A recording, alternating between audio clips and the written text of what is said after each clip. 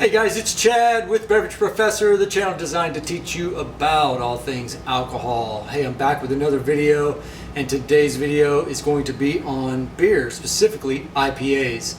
So I spent the last 3 days not shaving because I wanted to try to get that, beer supplier look. And this is probably about as much beard as you're ever going to see on me, but hey, I didn't have to shave for 3 days. I also got my beer shirt on. The only beer shirt I own is the Ozark Brewing Company out of Arkansas. So trying to get my beer look on. But anyway, today we're going to talk about IPA and specifically just go over 4 different types of IPA.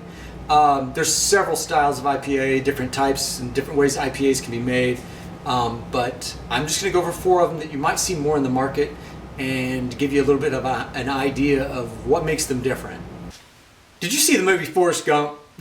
When Bubba is talking about the many styles of shrimp or how you can prepare shrimp. But you got shrimp Creole, you got shrimp kebabs, you got shrimp gumbo. Well, that's kind of how I think about IPAs, because you have the IPA, which is like the shrimp, and then you have variations of the IPA. That's all the different ways you can prepare it. So you got Hazy IPA, you got double IPA, triple IPA, and imperial IPA, and hazy IPA. I mean, you can go on and on. There's so many. So IPA stands for India Pale Ale, and this all began when British sailors who were traveling to India would pack up barrels of pale ale for the long journey to India. But what they had to do is use hops, which is a preservative, and just pack these barrels with the hops. And this would preserve the beer for the journey to India. By the end of the journey, the beer lost its fruitier notes and took on more of a bitterness hop quality. That's why it's called India Pale Ale. So what are hops? Hops are the flowers of the Humulus lupulus plant. Wow, say that 10 times fast. The Humulus lupulus plant. The Humulus, I'm not trying it. Anyway, it's the flowers of that plant. And these are some of the main ingredients in beer, and especially in IPAs. So hops are used as a preservative and also to give flavor to the beer. So the taste profile of an IPA is characterized by its hoppy, bitter quality. It comes across as citrusy or piney. These average, just on an average IPA, usually their alcohol by volume or ABV is around 6% to about 7.5%. And this is just your basic IPA. And we're going to get into some other styles that'll be a little higher or even a little lower. You'll also notice on the cans sometimes you might hear people talk about IBUs. Well, you might wonder what that means. So IBUs, again, International Bitterness Units. So IBUs are a gauge to let you know the level of bitterness in a beer. Now this isn't always perfect, because some beers could have higher IBUs and still not, like when you taste it, you might not think that that's really bitter, but that's just because maybe there's more malt sweetness in it that offsets some of the bitterness in the beer. So it's not always perfect. I mean, it's kind of up to you still, but this at least gives you an idea of what to expect.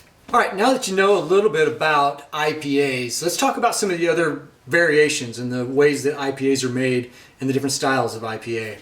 The first one I'm going to talk about is double IPA. Double IPAs, or again, you'll just see on the can usually DIPA, D-I-P-A, or you'll hear people talk about DIPA, and that stands for double IPA. Now these are also sometimes called Imperial IPA, so you might see it as Imperial IPA as well, if you can see that. This one is an Imperial, it says Imperial IPA. And this call came about when brewers and drinkers started getting used to the hops of the IPA and wanted more hops. They just like, give us more hops, give us more hops. So, hey man, they did it. They added more hops to the beer. Well, with more hops, also needed to come more malt because they needed to balance out the beer. They didn't want it to be a little, too hoppy.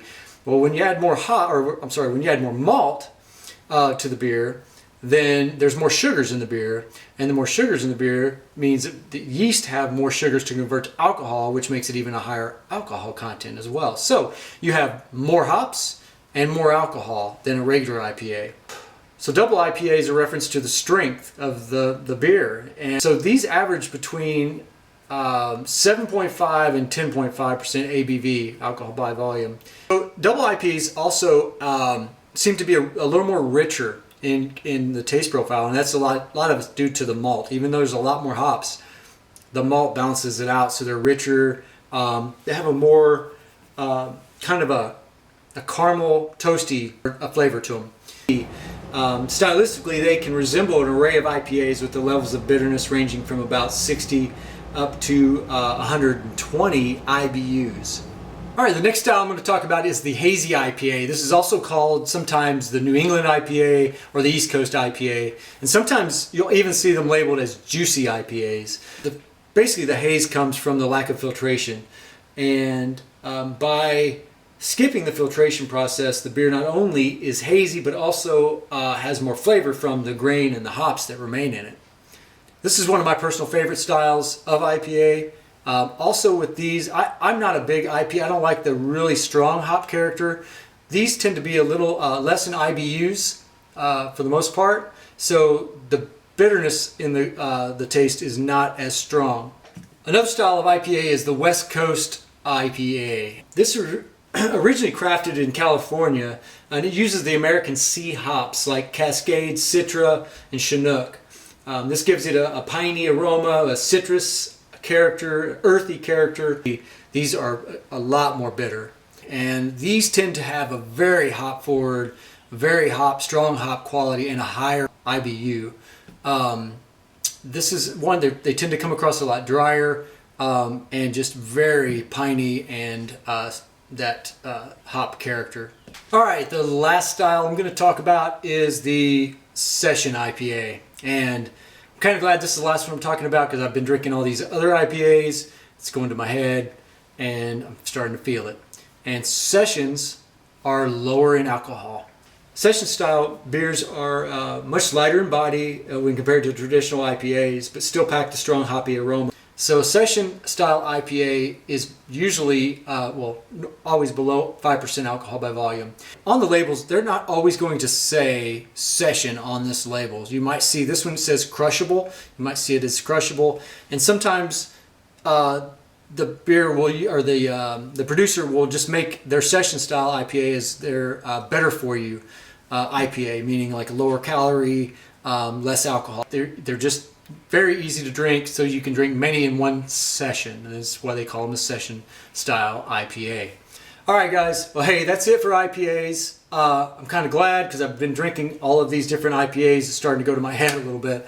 But anyway, I hope you have learned more about IPAs and you feel a little more comfortable about some of the different styles. Again, this isn't all the styles, but I'll get into more videos. We'll teach more about some of the other styles. This is just a good basic understanding for you. But if you did like this, please hit the subscribe button, hit the like button, share it with your friends, and please watch my other videos.